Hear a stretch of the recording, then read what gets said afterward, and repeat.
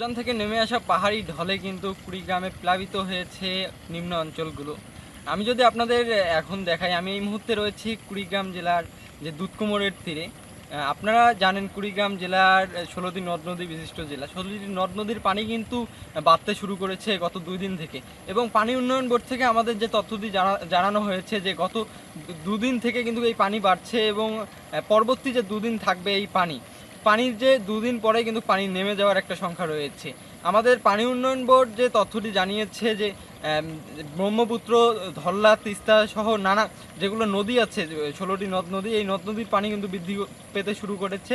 সেই সাথে কিন্তু প্লাবিত হচ্ছে জেলার যে নিম্ন অঞ্চলগুলো, এই নিম্ন অঞ্চলে আমরা নাগেশ্বরী উপজেলার বিভিন্ন চর রয়েছে, এই চরে কিন্তু দেখেছি যে আসলে আপনারা যদি দেখেন যে এইদিকে কিন্তু পানি থই থই করছে, বৃষ্টির একটা পূর্বাভাস রয়েছে। তো আবহাওয়া অধিদপ্তর আমাদের যে তথ্যটি জানিয়েছে যে গত ২ দিন থেকে কিন্তু টানা বৃষ্টি হচ্ছে, আরও ২৪ ঘন্টা কিন্তু আরও একদম একাধারে বৃষ্টি হবে বলে আমাদের জানিয়েছেন। তো পানি উন্নয়ন বোর্ডের তথ্য মতে ২ দিন আরও পানি থাকতে পারে, তারপরেই কিন্তু পানি নেমে যাওয়ার সম্ভাবনা রয়েছে।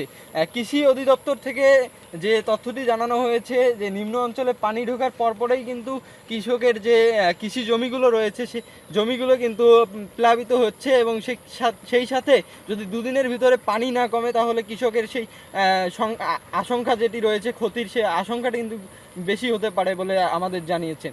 তো আবহাওয়া অধিদপ্তরের তথ্য মতে যে ২৪ ঘন্টা আরও যদি বৃষ্টি হয় একাধারে, তো সেই সাথে যদি পানি উন্নয়ন বোর্ড আমাদের জানিয়েছেন যে ২৪ ঘন্টা যদি মুষলধারে বৃষ্টি হয় তবে কিন্তু নদীর পানি আরও বৃদ্ধি পেতে পারে। উজান থেকে পাহাড়ি ঢল কিন্তু আসা শুরু করেছে, এবং আমরা সকাল থেকে যে দেখেছি নদীর দিকে, নদী কিন্তু পানি বৃদ্ধি একদম স্থিতিশীল রয়েছে বললেই চলে।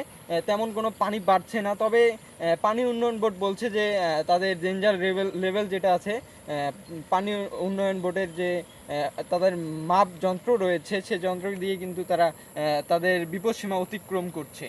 তো জেলা প্রশাসক থেকে যে তথ্যটি জানানো হয়েছে যে তারা কিন্তু পানির প্লাবিত যে মানুষগুলো রয়েছে, সে মানুষগুলোর জন্য কিন্তু যে যে উপকরণ বা যেটা আর কি সহযোগিতা হবে তাদের, সেই সহযোগিতা কিন্তু একদম মানে প্রস্তুত করে রাখা হয়েছে।